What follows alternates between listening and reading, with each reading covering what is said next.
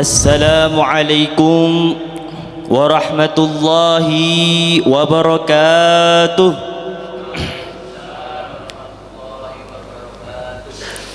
Alhamdulillah wassalatu wassalamu ala rasulillah Sayyidina Muhammad ibn Abdillah wa ala alihi wa sahbihi wa man walah wa la hawla wa la quwwata illa billah.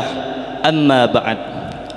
Hadratal mukarramin yang saya hormati, para alim ulama, para kiai, para asatid, para sesepuh dan bini sepuh, dan juga yang saya hormati selaku takmir Masjid Al-Hasbi, dan juga wabil khusus guru saya pribadi yakni Kiai Haji Muhammad Lutfi Basari, matta'anallah bituli hayatihi syarifah.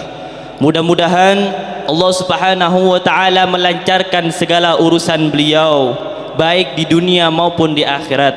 Mudah-mudahan Allah subhanahu wa ta'ala memanjangkan usia beliau, dan juga mudah-mudahan Allah subhanahu wa ta'ala membuka pintu rezeki beliau.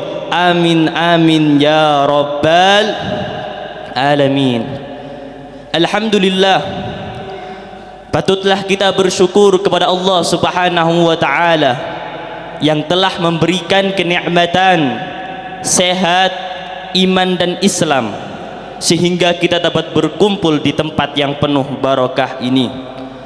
Dan tak lupa pula salawat ma'as salam mari kita haturkan kepada junjungan kita, Nabi besar kita, suri tauladan kita, yakni Nabi besar Muhammad sallallahu alaihi wasallam. Mudah-mudahan kelak di padang mahsyar nanti kita diberi syafaatnya beliau. Amin amin ya rabbal alamin. Ma'asyiral muslimin yang dirahmati oleh Allah subhanahu wa ta'ala, setiap manusia, setiap orang ketika ia mengerjakan amal soleh, ketika ia mengerjakan amal-amal kebaikan, maka itu adalah sebuah hal yang dimuliakan oleh Allah subhanahu wa ta'ala. Karena apa? Karena banyak fadilah seseorang yang ketika mengerjakan amal-amal soleh.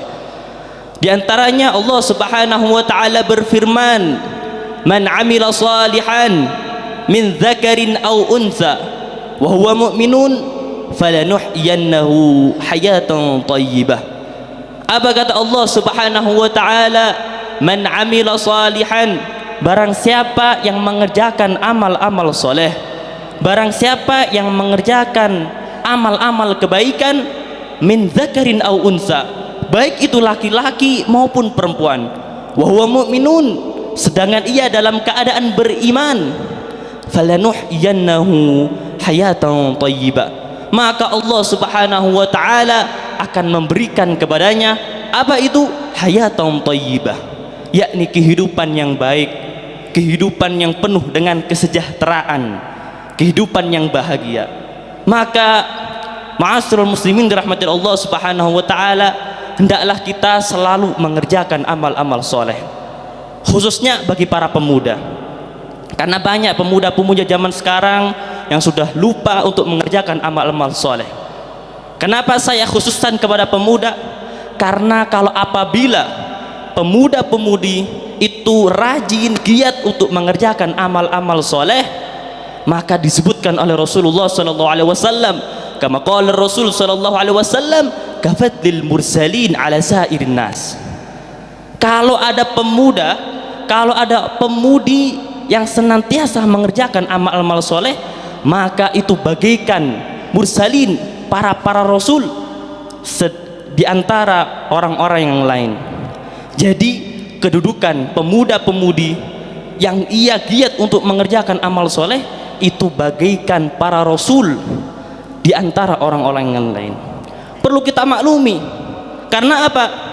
Karena kita tahu bahwasanya para rasul terdahulu, para anbiya terdahulu itu dari kecil, dari muda beliau sudah giat mengerjakan amal-amal soleh, kemudian terus sampai tua istiqomah mengerjakan amal-amal soleh. Nggak pernah kita lihat para rasul, para anbiya yang mana dari masa mudanya banyak yang melakukan hal-hal yang buruk seperti riba, seperti zina, kemudian tua-tuanya menjadi rasul. Apa itu ada? Nggak ada. Maka kalau ada pemuda yang dari kecil sudah bergiat ke masjid, sudah suka bersedekah, ya, apalagi sudah mengerjakan amal-amal soleh, maka itu bagaikan para rasul terdahulu juga seperti itu. Maka ma'asyiral muslimin dirahmati Allah Subhanahu wa taala, marilah kita senantiasa giat untuk mengerjakan amal soleh. Kita tiru sikapnya para ulama, kita tiru akhlaknya para ulama yang terdahulu, kita tiru tertibnya para ulama ketika mengerjakan amal soleh. Karena apa? Sebaik-baik pemuda adalah yang menyerupai orang tua. Sebagaimana Rasulullah SAW bersabda, khairus syababikum man tashabbaha bisyuyukhikum. Sebaik-baik pemuda yang akhlaknya, sifatnya, apalagi itu menyerupai orang tua, khususnya orang tua yang mukmin. Ya, kalau ada pemuda yang akhlaknya itu menyerupai orang tua, yakni pemuda yang giat beribadah, suka ke masjid, dia nggak terpengaruh dengan teman-teman yang lainnya, dia nggak terpengaruh teman-teman yang mungkin di sekitarnya banyak yang lalai di dalam beribadah, yang mungkin di sekitarnya banyak yang main game online, tetapi anak itu enggak, dia lebih ingin giat mengerjakan amal-amal soleh. Yang mungkin di sekitarnya banyak yang apalagi main TikTok gitu kan, akan tapi dia tidak, dia lebih mementingkan kepada Allah Subhanahu wa taala, dia memberi nasihat. Jadi sikapnya itu seperti orang tua. Jadi kalau ada sekarang ini ya, banyak yang mengatakan, oh iya anak kecil, bahasa Jawanya itu metuek gitu ya, justru itu baik. Kenapa? Karena khairus syababikum man tashabbaha bisyuyukhikum. Sebaik-baik pemuda itu menyerupai orang tua, justru itu baik. Metuek itu baik.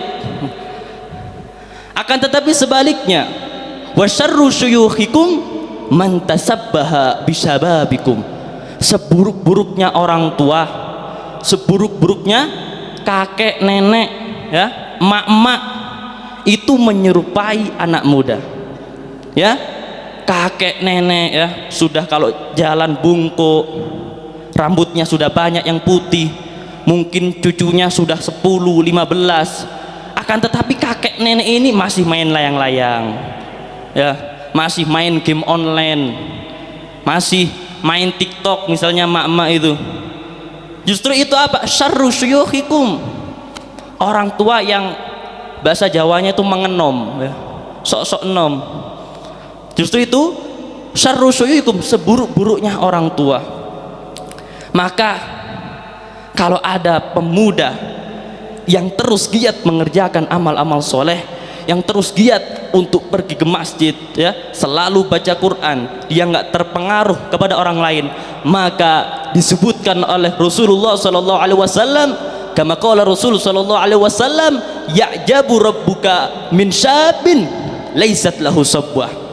Allah Subhanahu Wa Taala ikut takjub, kagum kepada siapa? Kepada pemuda yang tidak memiliki sabwah. Apa itu sabwah?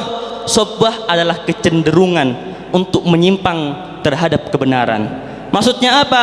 Maksudnya kalau ada pemuda yang ia tidak mendahulukan syahwatnya, yang ia tidak mendahulukan hawa nafsunya, dia lebih giat untuk mengerjakan amal-amal soleh, yang mana di sekitarnya banyak sekali ya godaan-godaan bagi para pemuda, seperti perempuan dan juga main game-game online, itu godaannya besar bagi pemuda. Akan tetapi ia gak tertarik dengan itu semua, dia lebih giat mengerjakan amal-amal soleh, giat bersedekah, ya, sholatnya giat, ke masjidnya giat. Maka ketahuilah Allah takjub kepada pemuda tersebut. Ya, ini ma'asyiral muslimin dirahmati Allah Subhanahu wa taala. Yang takjub ini bukan manusia seperti kita yang banyak dosanya, akan tetapi yang takjub ini Allah Subhanahu wa taala yang memiliki alam semesta, semuanya ini yang memiliki Allah Subhanahu wa taala. Akan tetapi kalau kita sebagai pemuda itu terus mengerjakan amal soleh, maka Allah takjub kepada kita. Maka ini suatu hal yang sangat luar biasa bagi pemuda. Oleh karena itu saya menghimbau kepada para pemuda, saya menghimbau kepada para pemuda pemudi untuk senantiasa giat dalam beribadah kepada Allah. Jauhilah maksiat, jauhilah hal-hal yang haram, jauhilah hal-hal yang dibenci oleh Allah Subhanahu wa taala. Agar apa? Agar pertama agama kita semakin jaya. Karena dikatakan syababul yaum rijalul ghad. Pemuda zaman sekarang, pemuda hari ini akan menjadi generasi yang akan datang. Kalau pemudanya zaman sekarang ini giat, ke masjidnya giat, mengajinya giat, sholatnya giat, baca Al-Qur'annya giat, maka generasi yang akan datang akan menjadi bagus, akan menjadi jaya. Insya Allah Islam akan menjadi jaya. Akan tetapi sebaliknya, kalau pemudanya sekarang ini banyak yang malas, dia lebih suka main-main yang haram, dia lebih suka main game online, apalagi emak-emak atau ibu-ibu atau orang-orang atau anak-anak perempuan, dia lebih suka main goyang-goyang TikTok dan lain sebagainya. Maka gimana generasi-generasi yang akan datang? Kalau seperti itu gimana Islam nanti, gitu kan? Oleh karena itu saya menghimbau kepada para pemuda dan pemudi untuk senantiasa giat giat untuk mengerjakan amal-amal soleh, bersedekah dan lain sebagainya. Mudah-mudahan dengan giatnya para pemuda dan pemudi, insya Allah Islam semakin jaya.